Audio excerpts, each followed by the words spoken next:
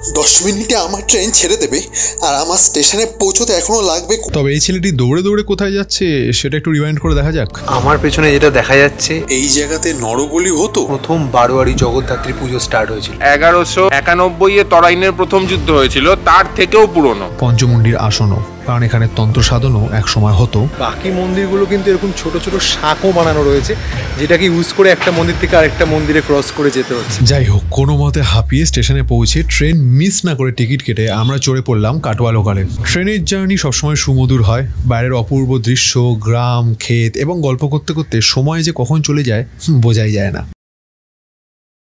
এরপর আমরা নেমে পড়লাম আমাদের ডেস্টিনেশন গুপ্তিপাড়ায়। নেমে তো গেলাম। আজ কুছ তো বহুত হবে তো। এটা আমাদের জার্নালিজমের প্রফেসর, মানে আমার মনে হয় 8 বছরের সম্পর্ক পূর্তি পেতে যায় আমাদের আউটসাইড কলেজ। তো স্যারের সাথেই ঘুরতে এসেছি। স্যার ইজ ভেরি চিল গাই। এবার কিছু খাবো, কারণ মাছ তো পেট চুরচুরি করছে। বাড়ি থেকে কিছু না খেয়ে বেরিয়েছি, 10:30 বাজে, 2 ঘন্টা লাগলো অলমোস্ট।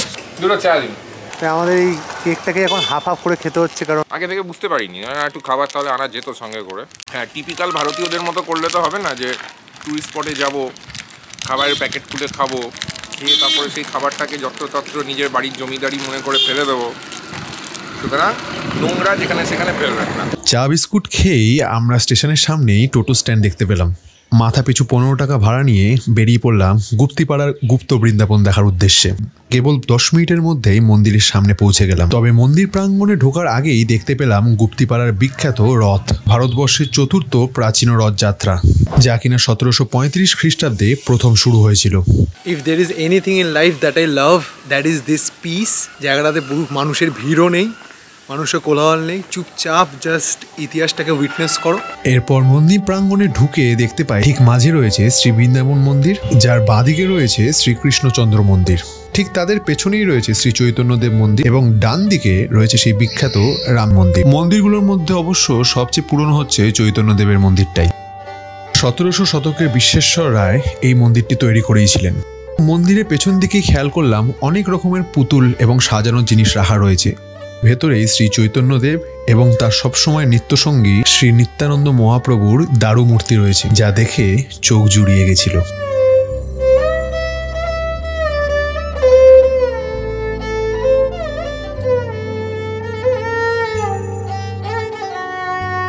শ্রীকৃষ্ণচন্দ্রের মন্দিরটাও 8 চালা। 1755 খ্রিস্টাব্দে এই মন্দিরটি নির্মিত হয়। তবে তার ভেতরে যে মূর্তিটি রয়েছে তা কিন্তু স্থাপিত হয় তার থেকে 10 বছর আগে, বরঞ্চ 1745 খ্রিস্টাব্দে।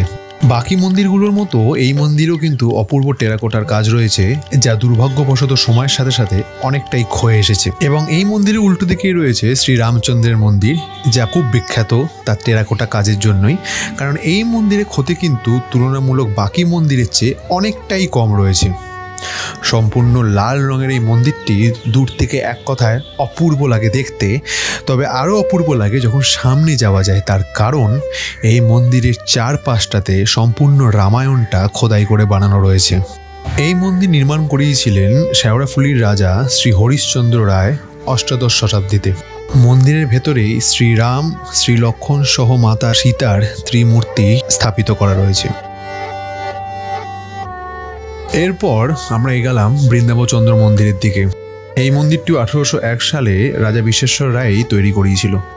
মন্দিরের ভেতরে অপূর্ব ফ্রেস্কোর কাজ দিয়ে দেখানো হচ্ছে বিভিন্ন পৌরাণিক গল্প, এবং মন্দিরে খিলানের উপরই দেখা যায় দেবালয় বা শিবালয়ের কি অপূর্ব চিত্র ফুটিয়ে তোলা রয়েছে। এইখানে 4টে মন্দিরের মধ্যে কিন্তু একটা দারুণ জিনিস আছে, যে প্রথম মন্দিরটাতে খালি সিঁড়ি রয়েছে, বাকি মন্দিরগুলো কিন্তু এরকম ছোট ছোট শাঁখও বানানো রয়েছে, যেটাকে ইউজ করে একটা মন্দির থেকে আরেকটা মন্দিরে ক্রস করে যেতে হচ্ছে। That's a really unique thing, মানে এটা আমি দেখিনি এর আগে কোথাও।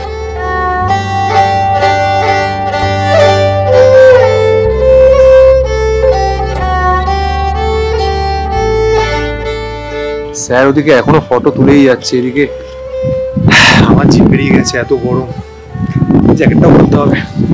বলছি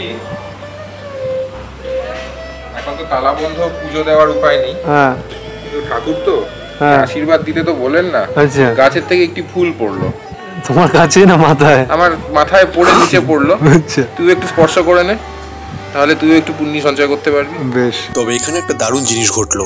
ভগবান আমাদের উপর বোধহয় সহৃদয় ছিলেন, তাই ভগবানকে ভোগ অর্পণ করা এবং শঙ্খধ্বনি বাজিয়ে চারিদিকের পরিবেশটা স্বর্গীয় পরিবেশে বদলে দেওয়াটা আমরা দুজনেই সচক্ষে চাক্ষুষ করলাম।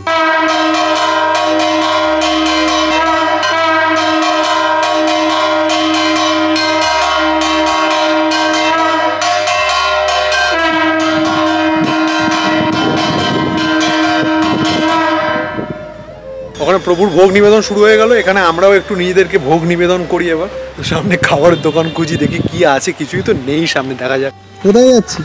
ওনারা খাবারের দোকানে নিয়ে যেতে। চল। তবে গুপ্তিপাড়ে শুনলাম আরও অনেক কিছু দেখার রয়েছে, যে কারণে মন্দির প্রাঙ্গণ থেকে বেরিয়ে আমরা আরেকটি টোটো ভাড়া করে বেরিয়ে পড়লাম সাইট সিন করতে। মন্দির থেকে কিছু দূরে আমরা প্রথম নামি দেশ কালী মাতার মন্দির দেখতে, যার ভেতরে কিন্তু কোনো কালী মাতার মূর্তি নেই, রয়েছে একটি শিলা। মন্দিরের মাথার চূড়াটা কিন্তু সম্পূর্ণ সোনা দিয়ে তৈরি এবং সামনেই দেখা যায় হাঁড়ি কাঠ এবং পঞ্চমুণ্ডির আসনও, কারণ এখানে তন্ত্র সাধনও এক সময় হতো। যেদিন আমি বেরাবো সেদিনই চড়া রোদ উঠবে। এতদিন ঠান্ডা ছিল কিন্তু আজকে একদম মানে পেছন ফাটানো গরম। চলে আসুন, গাড়িতে উঠে পড়ুন। মেলা সময় নষ্ট করবে না দাদা, কোন দিকে চলে যাচ্ছি? এই সমস্যা, এইদিকে সোজা পথ দেখতে পারে না, সোজা পথে চাপ আছে। তবে এর পরের গন্তব্যে পৌঁছানোর আগে আমরা আমাদের পেট পুজোটা সেরে নিতে ঢুকলাম একটা রাস্তার সাইডে হোটেলে, যা বেশ পরিচ্ছন্নই ছিল। আমার আবার খাওয়ার ব্যাপারে কোনো এক্সপার্টিস নেই, তাই স্যারই মতামত দেবে যে কেমন লাগছে খেতে। আমাদের বাঙালি বাবা মায়ের একটা বৈশিষ্ট্য আছে, যাই খাই না কেন, যদি রাজভোগও খাই তবে তাদের মনে হয় যে খাওয়া হয়নি ততক্ষণ পর্যন্ত যতক্ষণ না পর্যন্ত দুটো ভাত খেয়েছি। বাড়ি ফিরবো জিজ্ঞাসা করবে দুটো ভাত কি খেয়েছিস, তো ভাত খেতে পারছি, অনেকটাই দিয়েছে। হ্যাঁ, কোয়ান্টিটি বেশ ভালোই আছে, ভালো। এখানে ডাল আছে, শুক্তো, এটা পটলের তরকারি, এটা মাছ, এখানে একটা মোচার তরকারি আছে, আর এখানে চিপস আছে। আর আমি যেহেতু ভেজ খাই তাই আমার সমস্ত কিছু ভেজই রয়েছে। জাস্ট লাঞ্চ শেষ করলাম, এখন 3টে বাজে, সো আমাদের বাকি টুরও হয়ে যাবে। But it was very reasonable, like আমার 40 টাকা লেগেছে ভেজ, আর স্যারের মাছ নিয়ে 100 টাকা। সো কেউ যদি এখানে আসো, যাওয়ার সময় এই গোস্বামী হোটেলে আসতে পারো, যে কোনো টোটো করে চলে আসা যাবে, and you can have your peaceful lunch. Let's go. বাঁদিকে তাকালেই দেখা যায় সেন বাড়ি। আসলে এই সমস্ত মন্দির প্রাঙ্গণ এবং আশেপাশের এলাকা সেন রাজবাড়ির আয়ত্তেই ছিল এক সময়। যদিও রাজবাড়ি এখনের প্রায় ভগ্নপ্রায় অবস্থা, সময়ের সাথে সাথে আর কিছুই থাকেনি। তবে বাড়ির ভেতরে ঢুকলে কিন্তু দেখা যায় প্রচণ্ড বড় দালান, যা কিনা এখনো বিভিন্ন পুজো এবং উৎসবের সময় ব্যবহৃত হয় এবং পরিবারের সকলেই একত্রিত হয়। মানে কোনো ধর্মীয় ভাবাবেগকে আঘাত না দিয়ে বলছি, আমার পেছনে যে হাঁড়ি কাঠটা রয়েছে না, এটাতে আমিও বলি হয়ে যাবো আর কি।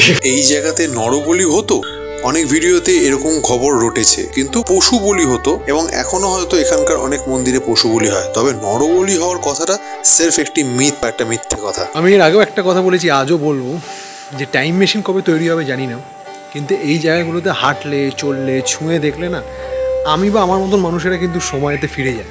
এবং জায়গাটা এত চুপচাপ যে আমার তো ছেড়ে যেতে ইচ্ছা করছে না, কিন্তু বাকি জায়গা তো দেখতে হবে। So let's go. সেখান থেকে বেরিয়ে আমরা এগোতে থাকলাম প্রথম বারোয়ারি জগদ্ধাত্রী পুজোর স্থানে। আপনার নামটা কি কাকু? সীতারাম ভট্টাচার্য। আচ্ছা সীতারাম কাকু, এই জায়গাটার বৈশিষ্ট্য কি যদি একটু আমাদেরকে বলেন। বাংলার প্রথম জগদ্ধাত্রী পুজোর সৃষ্টি হচ্ছে এখানে, এবং বারোয়ারি 12 জন মিলে এখানে জগদ্ধাত্রী পুজো চালু করে। কত বছর হয়ে যাবে তাও? এটা আনুমানিক আপনার 1136 সাল। 1136 সাল মানে হচ্ছে 1191-এ তরাইনের প্রথম যুদ্ধ হয়েছিল, তার থেকেও পুরনো। এটা হচ্ছে মায়ের মন্দির, এইখানেই 12 জন মিলে জগদ্ধাত্রী পুজো সৃষ্টি করেছিল। তবে এখানে একটা সমস্যা আছে। বহু মানুষের এটা মান্যতা যে এই গুপ্তিপাড়াতে প্রথম বারোয়ারির দুর্গা পুজো শুরু হয়। এবার এই তর্ক বিতর্ক তো চলতেই থাকবে, তবে যে পুজোই শুরু হোক না কেন, তা যে বহু প্রাচীন সময় থেকে হয়ে আসছে তা নিয়ে কোনো সন্দেহ নেই। এরপর আমরা এগিয়ে যাই সোলেমান বাবার সমাধির উদ্দেশ্যে, যিনি মুসলমান হওয়া সত্ত্বেও হিন্দু তন্ত্র সাধনায় লিপ্ত ছিলেন। সবকিছু দর্শন সেরে এবং গ্রাম বাংলার পিসফুল লাইফ কেবল 2 ঘন্টার জন্য লিড করে আমরা আমাদের শেষ গন্তব্যস্থল গঙ্গার পাড়ে আসলাম। এক কথায় অপূর্ব সানসেট দেখতে দেখতে আমরা ঠিক করলাম আজকের দিনটা এখানেই শেষ হোক। দেখা হবে পরের ব্লগে। Till then, peace out.